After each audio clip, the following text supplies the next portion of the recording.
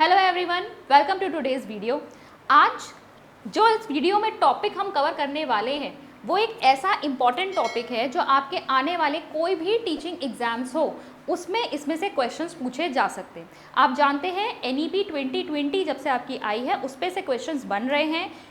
आपका जो NCF release हुआ, ठीक है, अभी तक आपके जो NCF जो नए रिलीज़ हुए हैं उसमें से भी आपका क्वेश्चंस बनना तय है। तो आने वाले जितने भी आपके टीचिंग एग्जाम्स हैं, चाहे वो आपके टेट के एग्जाम हो, एलिजिबिलिटी वाले एग्जाम्स हो, या फिर जब आप LT वगैरह के एग्जाम्स देते हैं, TGT PGT, तो वहाँ पर आपके क्वेश्चन बिल्कुल बन सकते हैं NCF 2023 से। ठीक है, तो आज हम इसके बारे में पढ़ेंगे।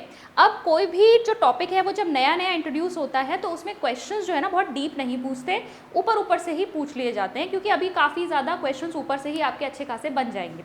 तो यहाँ पर मैंने जो आपका डॉक्यूमेंट है उसको एनालाइज करके यहाँ पर जो कुछ इंपॉर्टेंट पॉइंट्स मुझे लगे उनके हिसाब से मैंने इस PPT को तैयार किया है। आज हम डिस्कस करेंगे आपके important points NCF for school education 2023 को। चलिए स्टार्ट करते हैं।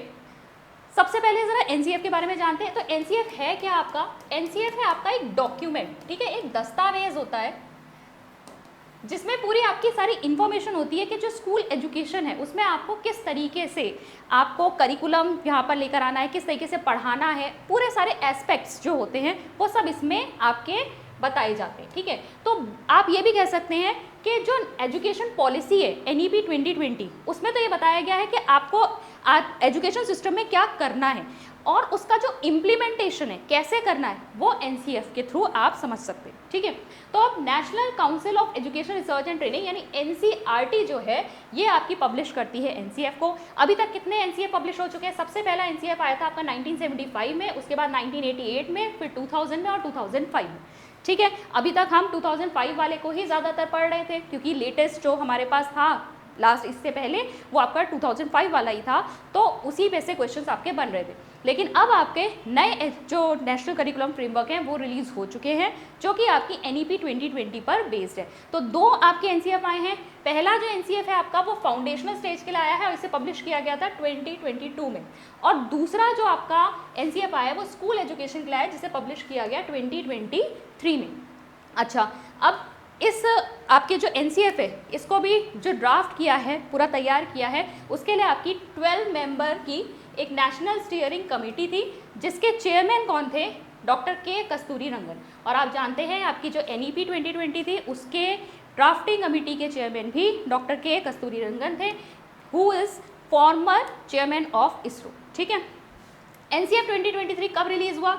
इंपॉर्टेंट डेट यहाँ से ध्यान में रखेंगे। ठीक है, अगस्त 2023 में। ये किस पर आधारित है? NEP 2020 पर आधारित है और ये पहला ऐसा इंटीग्रेटेड करिकुलम है जिसमें 3 वर्ष से लेकर 18 वर्ष के आयु वर्ग तक के बच्चों की शिक्षा कैसी होनी चाहिए उसके बारे में बात की गई है। आप जानते हैं पहले हमारा कैसा सिस्टम था? 10+2 वाला सिस्टम था। ठीक है, तो 6 साल का जब बच्चा होता था तब वो जो फॉर्मर आपका स्कूल सिस्टम है एजुकेशन का उसमें वो एंटर करता था क्लास 1 से। लेकिन हमारी जो नई एजुकेशन पॉलिसी है उसमें कैसा हो चुका है पैटर्न? 5+3+3+2। ठीक है, जो आपके शुरुआत के 3 साल जो आंगनवाड़ी वाला जो आपके साल थे वो भी अब आपके फॉर्मल स्कूल सिस्टम के अंदर ले आए हैं वो। ठीक है, जो फॉर्मल एजुकेशन सिस्टम है उसमें आपका ले आए हैं। तो इसको हम क्या कहते हैं? जो आपके ये आपके ईयर्स है इनको बाल वाटिका। ठीक है, जो आपके क्लास 1 से पहले का जो साल है उसको बाल वाटिका वगैरह के नाम से जाना जा रहा है। तो उनकी भी शिक्षा कैसी होनी चाहिए उसके विषय में भी NCF में बात की गई है। तो इसीलिए ये पहला इंटीग्रेटेड करिकुलम फ्रेमवर्क कह रहे हैं। ये आपका हिंदी में भी दिया हुआ है। ठीक है, इंपॉर्टेंट पॉइंट्स यहाँ से क्या क्या निकल के आ रहे हैं भाई? फाउंडेशनल स्टेज के लिए कब आपका पब्लिश हुआ, स्कूल एजुकेशन के लिए कब पब्लिश हुआ, इसके अलावा जो इसे ड्राफ्ट करने वाली 12 मेंबर की स्टीयरिंग कमेटी थी उसके चेयरमैन कौन थे, कब पब्लिश हुआ है, कब रिलीज़ हुआ है, आपका किस पर आधारित है? 2020 पे ये आधारित है, NEP 2020 पे। ये सब आपके MCQs वाले क्वेश्चंस हैं, इनको आप ज़रूर ध्यान में रखेंगे। अब देखिए जो आपकी as per national education policy 2020 इसमें बात की गई कि टोटल 4 आपके NCF आएंगे। ठीक है, टोटल 4 NCF रिलीज़ किए जाएंगे। पहला आपका किसके लिए था? National curriculum framework for early childhood care and education, NCF ECCE। दूसरा है आपका national curriculum framework for school education. ठीक है, तीसरा है आपका NCF फॉर टीचर एजुकेशन और चौथा आएगा आपका national curriculum framework for adult education. ठीक है, ये अभी और आने हैं आपके, इसको भी अभी लाया जाएगा, ये आपके एनईपी में बात की गई है। अब देखिए इनकी स्ट्रैटेजी क्या थी। इनकी स्ट्रैटेजी ये है कि यहाँ पर तो आपका ना हम देखेंगे जो आपका एनसीएफ है उसमें बहुत ज़्यादा बात की गई है कि जो नॉलेज होनी चाहिए वो किस पर बेस्ड होनी चाहिए, इंडिया की जो नॉलेज है, इंडियन सिस्टम है उसके ऊपर इसकी बेस्ड होनी चाहिए, या फिर ये रूटेड होनी चाहिए। उसमें रूटेड होनी चाहिए कहने का मतलब है हम अपनी जड़ों को ना भूलें, हम ये ना भूलें कि भारत का जो आपका इतना विशाल ज्ञान है, ठीक है, इसमें से बहुत सारी चीज़ें निकली हैं, उसको आधार बनाकर भी हमें बच्चों को बहुत सारी चीज़ें सिखानी है। अब क्षेत्रवार किस किस तरीके से जो है चीज़ें अलग अलग हैं, तो आपका एजुकेशन में भी उसको इनकॉर्पोरेट करना है। कैसे हम देखेंगे अभी यहाँ पर सब्जेक्ट वाइज में भी कि कैसे रीजन स्पेसिफिक जो चीज़ें हैं वो आपको बच्चों को सिखानी है। तो इसके लिए इन्होंने कहा है स्ट्रैटेजी ये है कि स्टेट लेवल पर भी सारी स्टेट्स और यूटीज़ क्या हैं अपने लिए एक स्टेट करिकुलम फ्रेमवर्क जो है वो प्रिपेयर करेंगी। और ये प्रोसेस आपका किस तरीके से होगा, ऑब्वियसली आपको तो ग्रास रूट लेवल से शुरू करना पड़ेगा ना। तो यहाँ पर क्या होगा, आप यहाँ पर कंसल्ट करेंगे, मोबाइल ऐप सर्वेस करेंगे, जो पोजीशन पेपर्स है स्टेट के उनके ऊपर भी आप जांचवा करेंगे, और इसके बाद जो है आपका स्टेट करिकुलम फ्रेमवर्क भी यहाँ पर तैयार किया जाएगा। अब देखिए ड्राफ्ट जो है आपका एनसीएफ का वो 22 भाषाओं में ऑब्वियसली पब्लिश किया जाएगा। ये हम एनसीएफ 2005 में भी पढ़ते थे, ये आपका हिंदी में भी दिया हुआ है। अब देखिए जो एनसीएफ है, अगेन यहाँ से आपका एक एमसीक्यू वाला क्वेश्चन निकल के आ रहा है, कितने पार्ट्स में डिवाइडेड है, 5 पार्ट्स में डिवाइडेड है। ठीक है, इंपॉर्टेंट, 5 पार्ट्स में डिवाइडेड है। पार्ट ए जो है किसकी बात करता है, अप्रोच की बात करता है, दृष्टिकोण की बात करता है। ठीक है, यानी स्कूली शिक्षा के उद्देश्य क्या होंगे, पाठ्यचर्या क्षेत्र कौन कौन से होंगे, जो यहाँ पर फेजेस या स्टेजेस बनाई गई हैं, foundational stage, preparatory stage, middle stage, ये जो बनाई गई हैं इसका लॉजिक क्या है, इसका तर्क क्या है, कैसे इसको डिज़ाइन किया जाएगा। फिर सीखने के मानक जो आपके लर्निंग स्टैंडर्ड्स है उनको तय किया गया। इसके अलावा समय आवंटन, टाइम अलॉटमेंट किस तरीके से होगा, बेसिकली आपका स्कूल कितने दिन चलेगा, क्लासेस कितनी लगेंगी, ये सारी बातें जो हैं आपकी इसमें की गई। फिर भाग बी में देखेंगे तो क्रॉस कटिंग थीम्स की बात की गई है। फिर यहाँ पर देखिए, यहाँ से बहुत डिटेल क्वेश्चन नहीं आएगा, लेकिन आप बस ये समझ लीजिए कि 5 पार्ट्स में इसको डिवाइड किया गया है, और उन 5 पार्ट्स में किस किस चीज़ की बात की गई है, हेडिंग ज़रूर आप ध्यान में रखेंगे। तो पहला है अप्रोच, दूसरा है क्रॉस कटिंग थीम्स, तीसरे हैं स्कूल सब्जेक्ट्स। यहाँ पे अलग अलग स्कूल जो सब्जेक्ट्स हैं ना उनके बारे में भी डिटेल में बताया गया है कि आपके पेडागोजिकल एस्पेक्ट क्या होने चाहिए, करिकुलम कैसा होना चाहिए, ये सारी चीज़ें इसमें एक्सप्लेन की गई हैं। और इसके बाद स्कूल कल्चर और प्रोसेसेस, ठीक है, जो आपकी स्कूल की संस्कृति या प्रक्रियाएं हैं वो कैसे चलेंगी, यहाँ पर एडमिनिस्ट्रेशन मैनेजमेंट की भी यहाँ पर बात की गई है। और जो भाग ई, 5वां भाग है आपका, वहाँ पर क्रिएटिंग अ सपोर्टिव इकोसिस्टम की बात की गई। बेसिकली यहाँ पर काम किस तरीके से होगा, कैसे आपको एक प्रॉपर एनवायरनमेंट क्रिएट करना है स्कूल में ताकि बच्चे की लर्निंग जो है बहुत सही से हो सके। सेफ्टी की भी यहाँ पर बात की गई है, कम्युनिटी कैसे इसमें इनकॉर्पोरेट होगी, ये सब भी बात की गई है। अब देखिए कोर प्रिंसिपल्स, इस एनसीएफ को डिज़ाइन करने के लिए कुछ प्रिंसिपल्स, कुछ सिद्धांतों को ध्यान में रखा गया है। तो वो सिद्धांत यहाँ पर क्या है, वो है यहाँ पर ये 4 इंपॉर्टेंट पॉइंट्स। अगेन यहाँ पे एमसीक्यू के पॉइंट ऑफ व्यू से ये इंपॉर्टेंट है, इसको ध्यान में रखेंगे। तो पहला है, ये एनसीएफ क्या है, किसकी तरह एक्ट करेगा, गाइड फॉर प्रैक्टिशनर्स, जो अभ्यास करता है उनके लिए मार्गदर्शिका होगी, विशिष्ट होगा, स्पेसिफिसिटी इसमें बहुत ज़्यादा होगी, व्यवहारिक विचार होंगे, प्रैग्मेटिक अप्रोच होगी। यहाँ पर ऐसे ही कुछ भी नहीं कहना है। कई बार ऐसा होता है ना कि हमसे थ्योरेटिकली तो बोल दिया जाता है लेकिन प्रैक्टिकली उसको इम्प्लीमेंट करना बहुत मुश्किल होता है, तो यहाँ पर ये बातें नहीं की गई है, प्रैग्मेटिक अप्रोच रखी गई है। और लर्निंग स्टैंडर्ड्स यहाँ पर डिफाइन किए गए। अब लर्निंग स्टैंडर्ड्स, यहाँ पे जो वर्ड आया लर्निंग स्टैंडर्ड्स का मतलब क्या है भाई, लर्निंग स्टैंडर्ड होता है सीखने के मानक। अब जो की क्वेश्चंस यहाँ करिकुलम फ्रेमवर्क के अंदर से निकल के आने चाहिए वो क्या है, एक करिकुलम फ्रेमवर्क हम क्यों पढ़े, उसमें क्या चीज़ देखनी है भाई, उसमें हमें देखना है किस तरह का ज्ञान देना है, किस तरह की क्षमताओं का विकास करना है, कौन से मूल्यों का विकास करना है, किस तरह का स्वभाव बच्चे को होना चाहिए, यानी क्या चीज़ें जो है यहाँ से मूल्यवान है, वैल्यूएबल है, किस तरह की चीज़ें हमें निकाल के लानी है, किस तरह से बच्चे का डेवलपमेंट करना है। ठीक है, तो यहाँ पर यही चीज़ें क्या हो जाएंगी आपकी लर्निंग स्टैंडर्ड्स। हम बच्चे को क्या सिखाएंगे कि हमारे पास जो है क्या क्या चीज़ें हमें अचीव करनी है, उसी पर तो आधारित होगा वो। तो ये आपके लर्निंग स्टैंडर्ड्स हो गए, ये आपके क्या हो गए लर्निंग स्टैंडर्ड्स। अब देखिए एम्स क्या है, स्कूल एजुकेशन के एम्स क्या बताए हैं एनसीएफ में। पहला बताया है rational thought and independent thinking autonomy. बच्चे के अंदर ना सारा ज्ञान भरना नहीं है, बच्चे को इस तरीके से तैयार करना है कि वो स्वतंत्र रूप से विचार कर सके, किसी भी समस्या के बारे में तर्कपूर्ण रूप से सोच सके। इस तरह की कैपेसिटी हमें उसके अंदर बिल्ड करनी है। तो उसकी पढ़ाई इस तरीके से होनी चाहिए कि बच्चे के अंदर ये इंडिपेंडेंट थिंकिंग डेवलप हो। इसके बाद हेल्थ और वेलबींग पर भी ध्यान देना है। होलिस्टिक डेवलपमेंट की हम बात करते ही हैं, तो यहाँ पर भी बात की है कि स्कूल एजुकेशन जो है एक होलसम एक्सपीरियंस होना चाहिए। ये नहीं कि आप बच्चे को बैठाकर सिर्फ चीज़ें रटा रहे हैं, सिर्फ उसके एकेडमिक्स के ऊपर ध्यान दे रहे हैं। यहाँ पर होलसम एक्सपीरियंस होना चाहिए, यानी आपके उस हर एस्पेक्ट के ऊपर हम यहाँ पर ध्यान देंगे। डेमोक्रेटिक एंड कम्युनिटी पार्टिसिपेशन भी यहाँ पर चाहिए, ठीक है। यहाँ पर कम्युनिटी पार्टिसिपेशन की भी बहुत ज़्यादा यहाँ पे बात की गई है। बेसिकली एक इंडिविजुअल को हमें इस तरीके से डेवलप करना है कि वो क्या करे, जो भारतीय संविधान में हमारी वैल्यूज़ बताई गई हैं, ठीक है, ये जो डेमोक्रेसी के जो एक सिस्टम है उसको आगे लेकर चले, उसको समझे, ठीक है।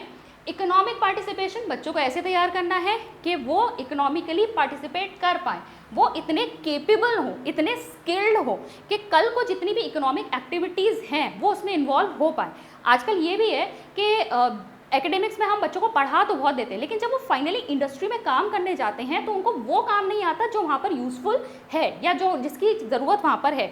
इसके लिए उनको दोबारा से ट्रेनिंग करनी पड़ती है। तो यहाँ पर हमें इकोनॉमिक पार्टिसिपेशन अगर इंश्योर करना है तो बच्चे की पढ़ाई इस तरीके की होनी चाहिए कि वो स्किल्ड वर्कर की तरह यहाँ पर जो है इकोनॉमी जो है हमारी उसमें पार्टिसिपेट कर सके, ठीक है।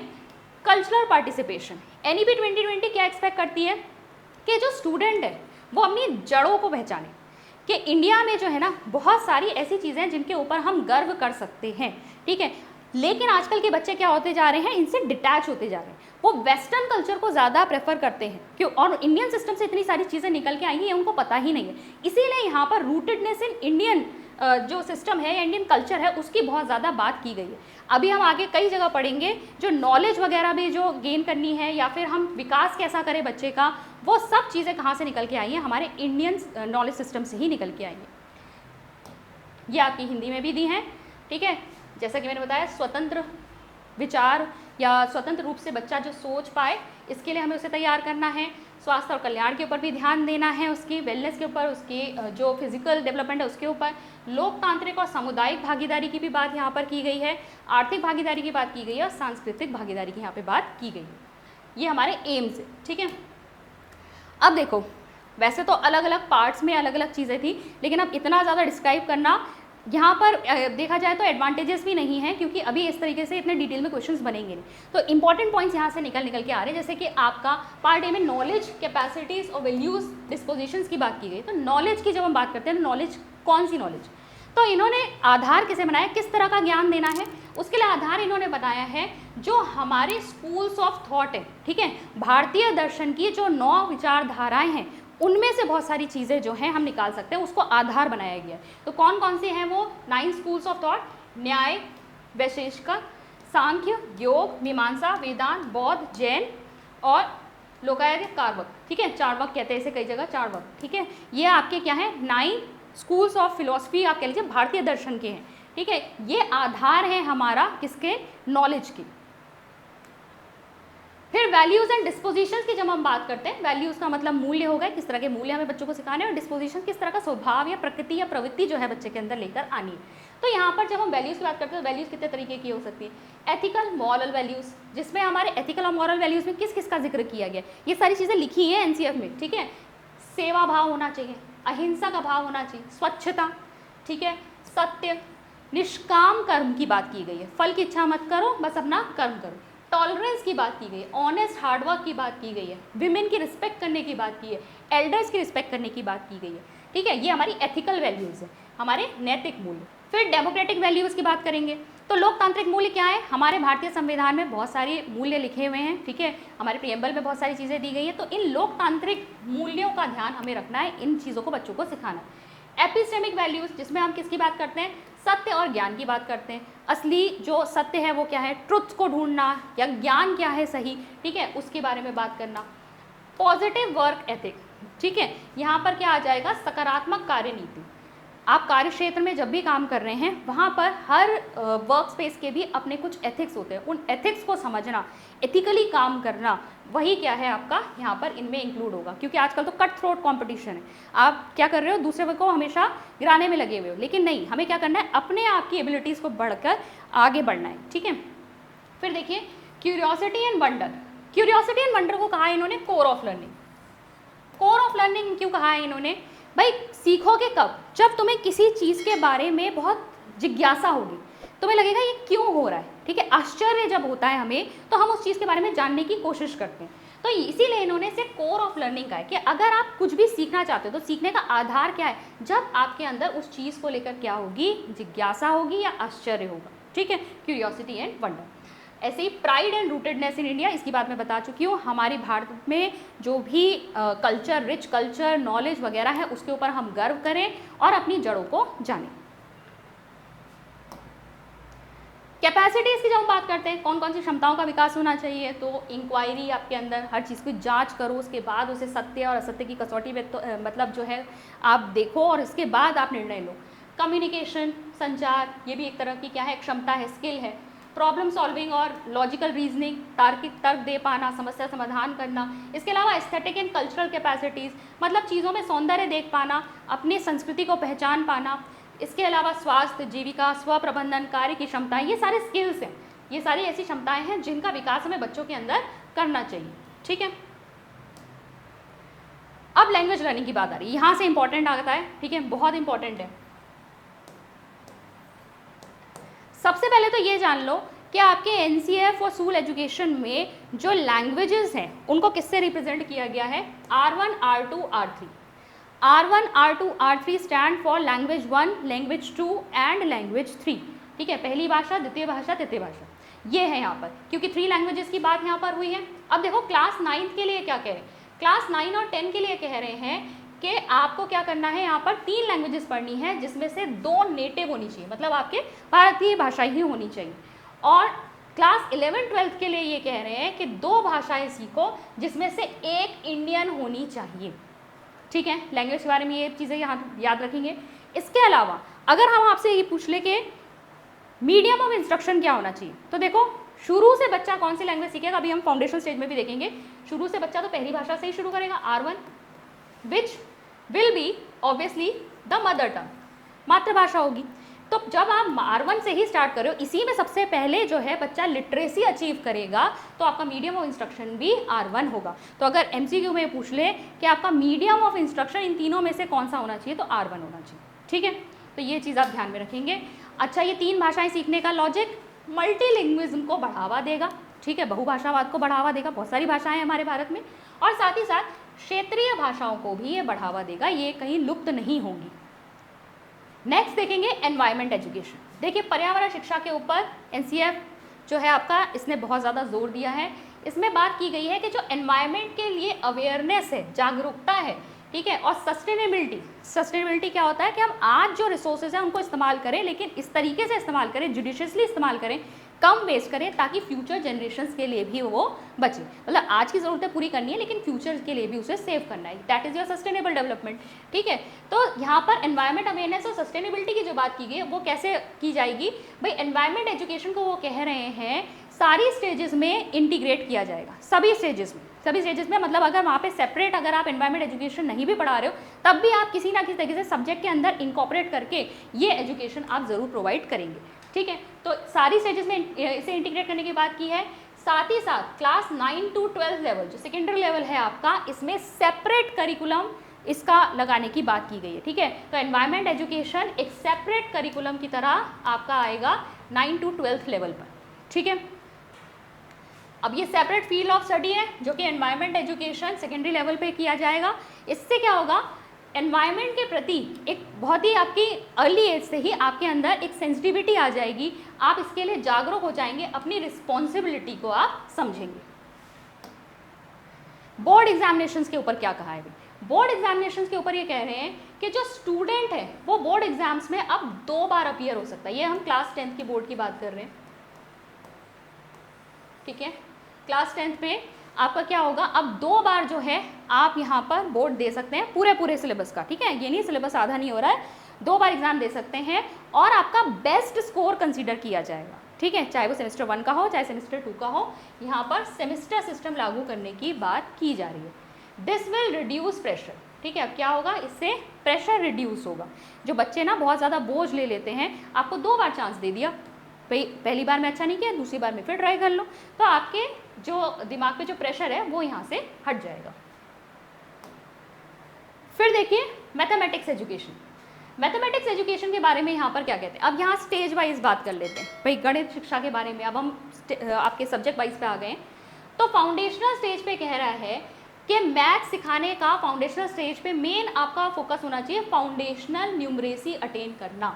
फाउंडेशनल न्यूमरेसी क्या मतलब हुआ यहाँ पर कि बच्चा बेसिक एडिशन और सब्ट्रैक्शन समझ पाए, ठीक है, जोड़ना घटाना समझ पाए, इंडियन न्यूमरल्स को पहचान पाए और उसे बेसिक शेप्स का, आकार का, स्क्वायर, सर्कल, इसका ज्ञान हो और मेजरमेंट कर पाए यूजिंग नॉन स्टैंडर्ड टूल्स, ठीक है। नॉन स्टैंडर्ड टूल्स मतलब जिसमें कोई ऐसे आपकी यूनिट्स नहीं बनी हुई है पर आप एक सिंपल मेजरमेंट कर पाओ। आपने देखी होंगी एक्टिविटीज़ वगैरह होती है ना, धागे से मेजर करते हैं और उससे पहचान लेते हैं भाई मतलब एक छोटी चीज़ दी है एक बड़ी चीज़ दी है, फिर आप धागे से मेजर कर रहे हो, सेम आपको धागा दे दिया जाता है कि कौन से बड़ी है कौन सी छोटी है। इस तरह की एक्टिविटीज़ के थ्रू जो है आपको सिखाया जाए, यानी प्ले मेथड होना चाहिए। प्ले के थ्रू जो है मैथ्स आप बच्चे को यहाँ पर इस लेवल पे सिखा रहे हो। प्रिपरेटरी स्टेज में क्या करना है, प्रिपरेटरी स्टेज में आप क्या कर रहे हो, बच्चे की कॉन्सेप्चुअल अंडरस्टैंडिंग अब शुरू होगी। कॉन्सेप्चुअल अंडरस्टैंडिंग यानी आप कॉन्सेप्ट मैथ्स के समझना शुरू करोगे। तो यहाँ आपको बेसिक जो 4 ऑपरेशंस होते हैं, क्या होते हैं, addition, subtraction, multiplication and division, ये बच्चे को आने चाहिए। शेप्स का ज्ञान होना चाहिए, स्पेशियल सेंस का ज्ञान होना चाहिए, ठीक है। मेजरमेंट आप किससे करोगे, स्टैंडर्ड टूल्स और यूनिट, स्केल वगैरह यूज़ करना आपको आना चाहिए, ठीक है। डेटा हैंडलिंग आनी चाहिए आपको। इसके अलावा procedure fluency and mathematical computational thinking. अब आप क्या करो, आप डेली लाइफ के में अगर कुछ कंप्यूटेशनल थिंकिंग यानी कहीं पे कैलकुलेशन वाली चीज़ आ रही है तो आप उसको सॉल्व कर पाओ, इतनी मैथमेटिकल एबिलिटी आपके अंदर आ जानी चाहिए, तभी आपके कॉन्सेप्ट क्लियर माने जाएंगे। फिर मिडिल स्टेज में अगर हम बात करें तो यहाँ पर एब्स्ट्रैक्ट कॉन्सेप्ट इंट्रोड्यूस हो जाते हैं। एब्स्ट्रैक्ट मतलब अमूल, जैसे एल्जेब्रा में एक्स होता है ना, अब एक्स की वैल्यू कुछ भी हो सकती है, ये तो आपको क्या है बच्चे को एब्स्ट्रैक्टली सोचना है ना, तो एक्स यहाँ से ये जो वेरिएबल्स हैं वो इंट्रोड्यूस हो जाते हैं, तो एल्जेब्रा हो गया। इसके अलावा ज्योमेट्री हो गया, ज्योमेट्री में भी क्या होता है, शेप्स में वगैरह में इसको आपको समझना पड़ता है, ठीक है, दिमाग में एब्स्ट्रैक्टली इसको थिंक करना पड़ता है। तो ये क्या है आपका मिडिल स्टेज में है। और सेकेंडरी स्टेज में फोकस होता है, आप अपनी एबिलिटी डेवलप करेंगे तर्क की, ठीक है, आप आर्ग्यूमेंट्स को क्या करेंगे, प्रूव करके दिखाएंगे। ये 9 से 12th लेवल पे, 9th लेवल से शुरू हो जाती है ना आपकी थ्योरम्स वगैरह, जो आपके प्रमेय वगैरह होते हैं उनको आपको क्या करना होता है, सिद्ध करना होता है, ठीक है। तो ये वाली एबिलिटी जो है यहाँ से स्टार्ट हो जाएगी। तो इस तरीके से आपका मैथ्स जो है हर स्टेज में आएगा। By learning about the development of mathematics in India as well as throughout the world, rootedness in India can be enhanced. इसके अलावा बच्चों को सिखाया जाएगा कि इंडिया से जो है मैथमेटिक्स में क्या क्या निकला है, क्या क्या यहाँ पर मैथ्स में चीज़ें डेवलप हुई हैं, इसकी जानकारी दी जाएगी ग्लोबली, यानी कि बाकी आपके वेस्टर्न कल्चर में या फिर ओवरऑल द वर्ल्ड में आपका क्या क्या चीज़ें मैथ्स में डेवलपमेंट हुआ है। इससे जो है बच्चों के अंदर क्या आएगा, यहाँ पर इंडिया की जो रूटेडनेस, वही रूटेडनेस की बात यहाँ पे दोबारा आती है कि हमारी जड़ों के बारे में बच्चे जान पाएंगे कि मैथ्स के क्षेत्र में भी हमने क्या क्या चीज़ें अचीव कर रखी। ये आपका हिंदी में भी है। नेक्स्ट है आपका distribution of syllabus for social science course. Again यहाँ से एमसीक्यू बन सकता है आपका।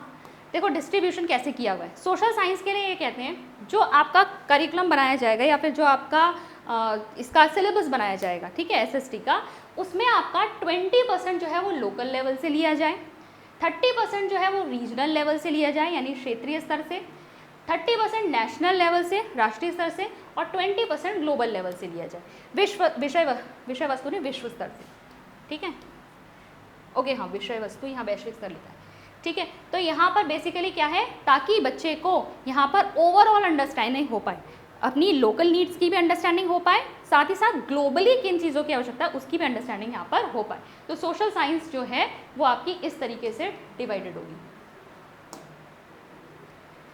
अब देखो changes in compulsory in optional subjects, बात करेंगे हम सेकेंडरी लेवल की। सेकेंडरी लेवल पे आपके कंपल्सरी सब्जेक्ट्स हम 9th और 10th के लिए कितने बता दिए इन्होंने, 7, और 11th और 12th के लिए कितने बता दिए इन्होंने 6। अभी करंट सिनेरियो क्या है, करंट सिनेरियो ये है कि 9 से 12 तक आपके 5 सब्जेक्ट जो हैं वो अनिवार्य होते हैं। आप अपने रिपोर्ट कार्ड में भी देखेंगे 5 सब्जेक्ट्स का जो है उसमें रिजल्ट बना हुआ आता है, ठीक है। एक अतिरिक्त विषय लेना होता है। अतिरिक्त विषय आप कई बार तब लेते हो जब अगर मान लो आपके 5 सब्जेक्ट जो हैं उसमें से किसी में कम आए तो वो उसके ऐड कर देते थे, तो इसलिए आपका एक रख लेते हैं स्पेयर में। अदरवाइज आपके 5 जो सब्जेक्ट्स हैं वो अनिवार्य होते थे, लेकिन अब क्या कर दिया गया, 9th और 10th के लिए 7 सब्जेक्ट्स और 11th और 12th के लिए 6 सब्जेक्ट्स जो हैं कंपलसरी कर दिए गए हैं। इसके अलावा सब्जेक्ट्स की जो है बहुत वाइड रेंज दी गई है ताकि बच्चों के पास क्या हो, बहुत ज़्यादा चॉइसेस हो और बहुत ज़्यादा एक्सपोजर उनको मिले अलग अलग चीज़ों के बारे में जानने का।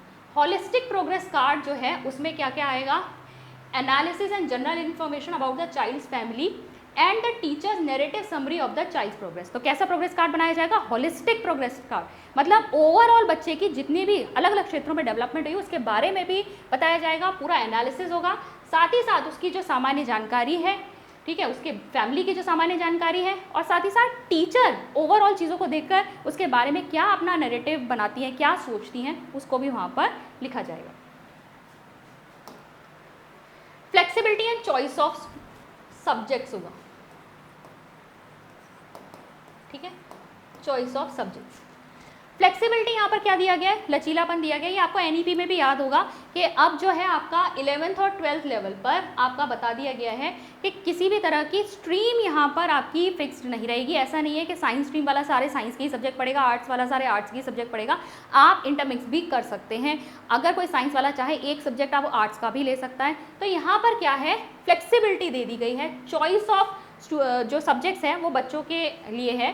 तो यहाँ पर क्या है, आर्ट्स, साइंस और कॉमर्स तक ये स्ट्रीम्स लिमिटेड नहीं रहेंगी। टोटल कितने करिकुलर एरियाज हैं, अगेन ये एमसीक्यू के पॉइंट ऑफ व्यू से इंपॉर्टेंट है। एनसीएफ आपका टोटल 8 करिकुलर एरियाज की बात करता है, ठीक है।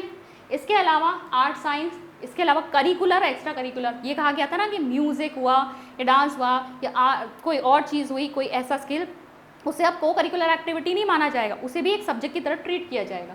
तो इनके बीच में कोई डिवाइडिंग लाइंस नहीं रहेंगी, इनको भी सब्जेक्ट की तरह, करिकुलर की तरह ट्रीट किया जाएगा। As per curriculum, assessment of vocational education, art education and physical education should be performance based, not written examination.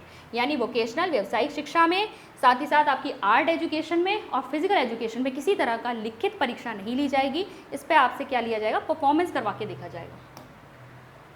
इस तरीके से आप देख सकते हैं, एक जा रहा है आपका कि अगर हम विजन देखें कि एक समाज कैसा होना चाहिए, हमारे कॉन्स्टिट्यूशन ऑफ इंडिया में कैसे बताया गया है, तो ये vision and purposes of education हमारे मेंशन किए गए नेशनल एजुकेशन पॉलिसी 2020 में, ठीक है। इसके आधार पर हमारे एम्स बताए गए हैं स्कूल एजुकेशन के क्या होने चाहिए और इसके लिए क्या आपकी वांछनीय ज्ञान, कैपेसिटी, वैल्यू, डिस्पोजिशन, जिसको हमने अभी स्टार्टिंग में पढ़ा, वो होनी चाहिए।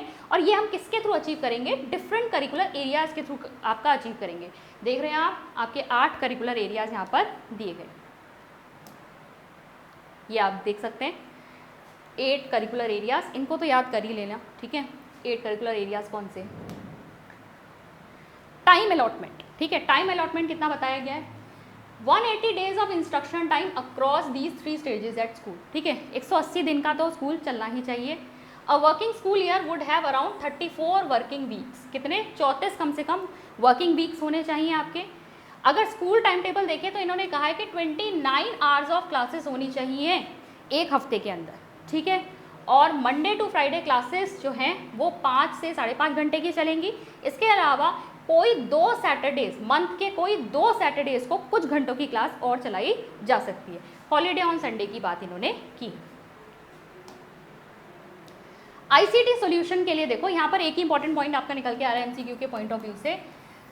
आपका जो 21st सेंचुरी का अगर हम कहें कि आईसीटी इनकॉर्पोरेट करके जो एजुकेशन को इन्हेंस हमें करना है, उसके लिए यहाँ पर national digital education architecture, NDR की फुल फॉर्म है, एनडीआर लाया गया, ठीक है। इसको आपका एनडीआर को आपका लॉन्च किया गया था जुलाई 2021 में।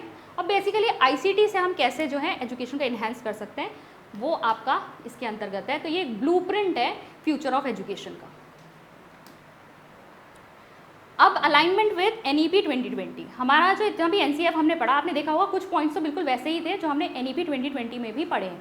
तो NEP 2020 के साथ इसको क्या करने के लिए, इसे एक रूप रखने के लिए यहाँ पर नई टेक्स्ट बुक्स जो हैं वो बनाई जाएंगी। कौन से? ग्रेड 3 to 12, ठीक है, ग्रेड 3 to 12 यहाँ पर टेक्स्ट बुक्स बनाई जाएंगी। और CBSE जो है इसे किस तरीके से बनाएगी कि आज की 21st सेंचुरी की हमारी क्या रिक्वायरमेंट्स है उसके अकॉर्डिंग इन टेक्स्ट बुक्स को रीडिज़ाइन किया जाएगा, जो कि ज़्यादा कॉन्टेक्चुअल होनी चाहिए, फ्यूचर ओरिएंटेड होनी चाहिए, rooted in the current context, आज जो हमारी आवश्यकताएं हैं उनके अनुसार होनी चाहिए, उन पर आधारित होनी चाहिए। इसके अलावा NEP के अकॉर्डिंग, जैसा कि मैंने आपको बता ही दिया, ये शायद थोड़ा पहले आ जाना चाहिए था, बट ठीक है, ये वाला सिस्टम है जिसमें आपके 4 स्टेजेस क्या हैं? फाउंडेशनल स्टेज 3 से 8 वर्ष के बच्चों के लिए, प्रिपरेटरी स्टेज 8 से 11 वर्ष के बच्चों के लिए, मिडिल स्टेज 11 से 14 और सेकेंडरी स्टेज 14 से 18, ठीक है। ये है आपका स्टेज वाइज इंपॉर्टेंट पॉइंट्स देख लेते हैं फटाफट। वैसे हमने बहुत सारी चीज़ें सब्जेक्ट वाइज देख ही ली हैं।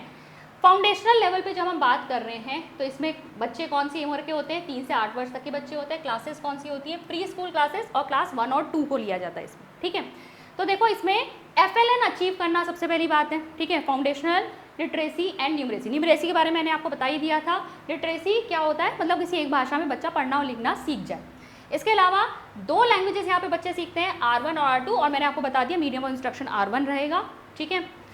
इसके अलावा फाउंडेशनल लिटरेसी उसे अचीव कर लेनी है R1 पर by the end of this stage, यानी कि इस स्टेज को ख़त्म करने तक, क्लास 2 तक एंड के बाद आपको एक आपकी लैंग्वेज में पकड़ होनी चाहिए जिसमें आप रीड कर सकें और लिख सकें।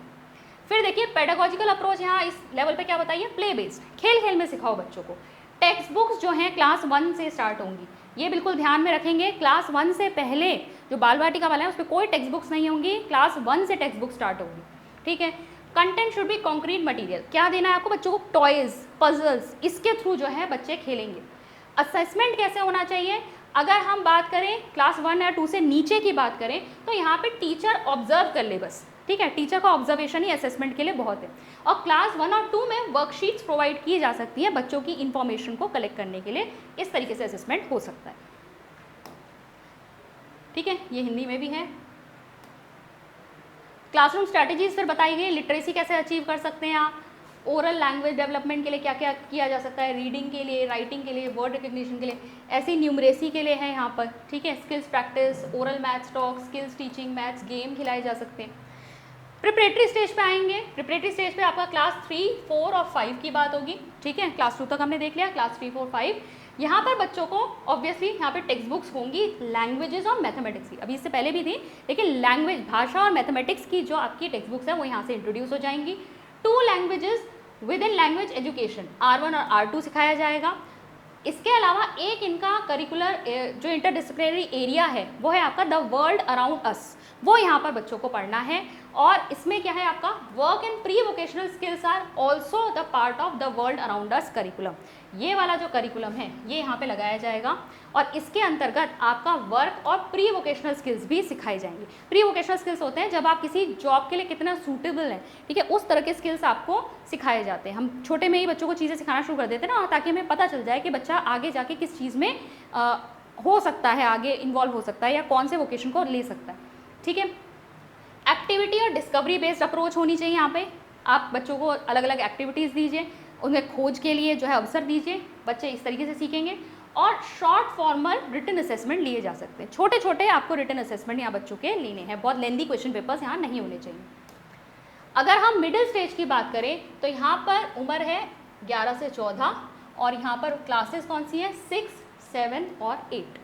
अब यहाँ पर कौन से सब्जेक्ट इंट्रोड्यूस हो जाएंगे, natural as well as social science, ये यहाँ पर इंट्रोड्यूस होगी, नेचुरल साइंस और सोशल साइंस। लैंग्वेजेस 3 हो जाएंगी, R1, R2, R3। Learning standard जो हैं वो सेट कर दिए गए हैं, किसके लिए, लैंग्वेज में आपको क्या सीखना है, लैंग्वेज हमने लर्निंग स्टैंडर्ड की बात हमने की थी ना कि आपको क्या कौन सी नॉलेज सीखनी है, क्या आना चाहिए, तो वो लर्निंग स्टैंडर्ड हर एक के लिए यहाँ पर सेट किए गए, लैंग्वेजेस के लिए भी, मैथ्स के लिए भी, आर्ट एजुकेशन के लिए, फिजिकल एजुकेशन के लिए। इसके अलावा जो सोशल साइंस और साइंस हमने यहाँ इंट्रोड्यूस किया उसके लिए भी सेपरेट आपके लिए स्टैंडर्ड्स हैं। वोकेशनल एजुकेशन में यहाँ पर एक सेपरेट करिकुलर एरिया इंट्रोड्यूस किया गया और उसके लिए भी सेपरेट लर्निंग स्टैंडर्ड जो हैं वो रखे गए। हमने यहाँ डायग्राम देखा था, उसमें भी आपका वोकेशनल एजुकेशन था। Text book need to play a central role at middle stage. अब यहाँ से टेक्स्ट बुक की वैल्यू बढ़ जाती है, ठीक है। यहाँ पर टेक्स्ट बुक जो है सेंट्रल रोल प्ले कर रही है, इसके पर आधारित होनी चाहिए आपकी जो आप बच्चे को ज्ञान दे रहे हैं, ठीक है। बच्चा भी इससे टेक्स्ट बुक से आप खुद भी जो है वो बहुत सारी चीज़ें सीख सकता है। Pedagogy judicious balance of direct instruction as well as opportunities for exploration in kind. यानी डायरेक्ट इंस्ट्रक्शन, यानी आप जो हम ट्रेडिशनल टीचिंग करते हैं ना, आप खड़े हो गए, आपने आके लेक्चर दिया, वो डायरेक्ट इंस्ट्रक्शन हुआ। डायरेक्ट इंस्ट्रक्शन को बहुत कम से कम यूज़ करना है। बेसिकली यहाँ पे अपॉर्चुनिटी बच्चों को किसके लिए देनी है, खुद से वो ढूंढ सके, खुद से इंक्वायरी करे, जाँच करे, एक्सप्लोर करे, तब वो चीज़ें सीखेगा। और असेसमेंट यहाँ पर अब और भी ज़्यादा फॉर्मल और स्पष्ट हो सकते हैं। ये आपका हिंदी में भी दिया हुआ है, ठीक है। 10th के बोर्ड सर्टिफिकेशन की बात हो रही है, यहाँ पर आप देख सकते हैं आपके जितने भी आपके सब्जेक्ट्स हैं, टोटल 10 आपके एरियाज़ यहाँ से निकल के आ रहे हैं, ठीक है। 10 करिकुलर एरियाज़ आपके यहाँ से निकल के आ रहे हैं। फिर ये आपकी ग्रुप्स हैं, सभी को याद करना ज़रूरी नहीं है, बस आपको बेसिक ऊपर से पता होना चाहिए। अब सेकेंडरी स्टेज की बात करते हैं। सेकेंडरी स्टेज 9 to 12 है, इसको 2 फेजेस में बांटा गया है। 9-10 को फेज़ 1 में रखा गया और 11-12 को फेज़ 2 में रखा गया। तो पहले हम फेज़ 1 ग्रेड 9 और 10 की बात कर लेते हैं। चीज़ें हमने पहले भी डिस्कस कर ली, बस इसको फटाफट पॉइंट वाइज हम इसे कवर कर लेते हैं। सारे स्टूडेंट जो हैं यहाँ पर आपके जितने भी करिकुलर एरियाज़ आपके मिडिल स्टेज में बताए गए थे, वो तो आप यहाँ पर आएंगे ही आएंगे। साथ ही साथ इन एडिशन टू दिस आपका एनवायरनमेंट एजुकेशन और इंटरडिसिप्लिनरी एरिया ऑफ स्टडी भी यहाँ पर जुड़ जाएगा। तो टेक्स्ट बुक्स यहाँ पर बहुत ही सिग्निफिकेंट रोल, वहाँ पे भी हमने देखा था केंद्रीय वहाँ पे भूमिका निभा रही थी, यहाँ पर भी बहुत इंपॉर्टेंट रोल है इसका कंटेंट ऑर्गेनाइज करने के लिए क्लास 9th और 10th लेवल पर। इसके अलावा स्कूल एग्जामिनेशन और या बोर्ड्स की जब हम बात करते हैं तो यहाँ पर क्या है, आपका टोटल 10 करिकुलर एरियाज़ है, उनमें आपको क्या करना है, उनमें आपको सभी में क्वालिफाई करना है। सेमेस्टर सिस्टम जो है ग्रेड 9 और 10 के लिए बताया गया, लेकिन उन्होंने ये नहीं कहा है कि नेसेसरी है, अप्लाई कर सकते हो। इसके अलावा कंपलसरी सब्जेक्ट इन्होंने कहा है कि 7 होंगे। Students will be allowed to give board exam twice, जिसमें से जो बेस्ट स्कोर होगा उसी को लिया जाएगा, ठीक है। अब हम फेज़ 2 की बात करते हैं, जिसमें आपका क्लास 11th और 12th आ जाएगा। हमने यहाँ पर देखा स्ट्रीम की कोई रिस्ट्रिक्शन नहीं है, सब्जेक्ट्स आप अलग अलग जो हैं स्ट्रीम से सेलेक्ट कर सकते हैं। तो चॉइस बेस्ड कोर्सेज होते हैं, क्या होते हैं यहाँ पे, चॉइस बेस्ड कोर्सेज जो हैं यहाँ पर ऑफर किए जाते हैं, जिनमें फ्लेक्सिबिलिटी है, आप अपने हिसाब से अलग अलग डिसिप्लिन से सेलेक्ट कर सकते हो। Student need to study 2 subjects from language education, ठीक है, ये ग्रुप 1 में कहा जाएगा। At least 1 of which must be from language native, मतलब यहाँ पर बताया गया 2 लैंग्वेजेस जो हमने बात करी थी ना, 2 लैंग्वेजेस यहाँ पर आपको पढ़नी है, जिसमें से 1 नेटिव होनी चाहिए। इसके अलावा 4 सब्जेक्ट्स उन्हें कहाँ से ऑप्शनल सेलेक्ट करने हैं, और 5th सब्जेक्ट है from at least 2 of the following 3 groups. यहाँ पर आप देखो बहुत सारा डिटेल वो चार्ट था, उसमें से इतना डिटेल आपको ये सब नहीं देखना है, सीधे इस पर आते हैं कि in grades class 11th and 12 student should be encourage to source content from multiple channels. अभी तक हम किस पे बात कर रहे थे, हम कह रहे थे या तो कॉन्क्रीट उन्हें मटेरियल दो, जब हम फाउंडेशनल की बात कर रहे थे। उसके बाद हमने कहा भाई टेक्स्ट बुक इंट्रोड्यूस हो जाएगी, text book central role play करेगी। फिर इससे पहले वाले 9-10 में हमने कहा text book significant role play करेगी। 11-12 लेवल पे हम कह रहे हैं कि भाई अलग अलग सोर्सेज से तुम अपना कंटेंट लो, ठीक है। बच्चों को आपको क्या करना है, इंकरेज करना है कि आप डिफरेंट सोर्सेज से जो है अपना मटीरियल तैयार करने की कोशिश कीजिए। इसके बाद पेडागोजी क्या होनी चाहिए, क्लासरूम इंटरेक्शन होना चाहिए, डायडेक्टिक, सोक्रेटिक, ये जो हायर लेवल पे आपकी टीचिंग मेथड्स होते हैं ना, वो यहाँ पर यूज़ किए जाएंगे। To get a grade 12 certificate the student should pass the following board examination, ठीक है। तो आपका ये दिया गया है किस तरीके से आपको बोर्ड एग्जामिनेशन क्वालिफाई करना है, तभी आपको ग्रेड 12 का सर्टिफिकेट दिया जाएगा। 2 examination in language, 4 examination from at least 2 groups, और subjects in group 2 art education, physical education, vocational education की जिसमें बात की है। और यहाँ पर कैसा असेसमेंट होगा, लोकल असेसमेंट होगा, ठीक है, लोकल असेसमेंट। ये है आपके कॉम्बिनेशन जिसमें से आपको सिलेक्ट करना है। अब इम्पॉर्टेंट यहाँ से भी MCQ के पॉइंट ऑफ व्यू से निकल के आ रहा है, इसको देखेंगे।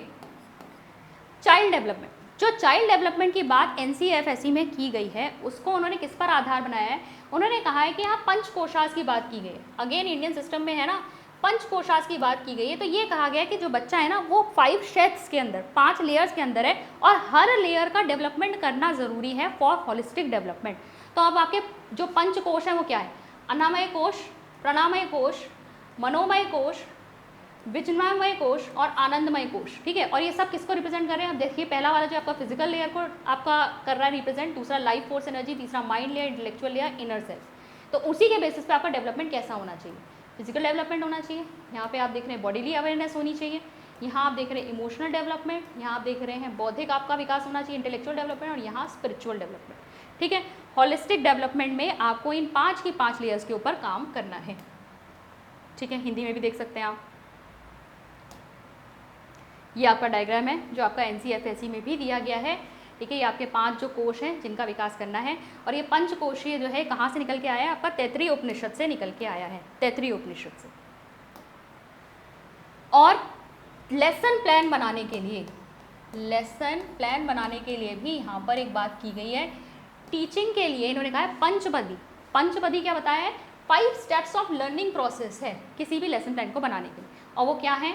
अदिति यानी इंट्रोडक्शन, बोध यानी कॉन्सेप्चुअल अंडरस्टैंडिंग, अभ्यास यानी प्रैक्टिस, प्रयोग यानी एप्लीकेशन, एंड प्रसार यानी एक्सपेंशन। तो अदिति में क्या करोगे? पहले आप टॉपिक इंट्रोड्यूस करते हो। बोध में क्या करते हो? उस टॉपिक को समझाओगे। अभ्यास मतलब उसके ऊपर बेस्ड कुछ क्वेश्चंस करने के लिए दोगे। एप्लीकेशन को होता है जब आप उसे क्या करते हो, बाद में एग्जाम वगैरह ले रहे हो तो आप उसे देख रहे हो कि वो प्रयोग कर पा रहा है या नहीं कर पा रहा है, और बाद में उसी नॉलेज का क्या होता है? एक्सपेंशन होता है। तो ये क्या है? आपका लेसन प्लान है, टीचर के लिए बहुत हेल्पफुल है ये पंचपदी, इसको भी आप ध्यान में रखेंगे।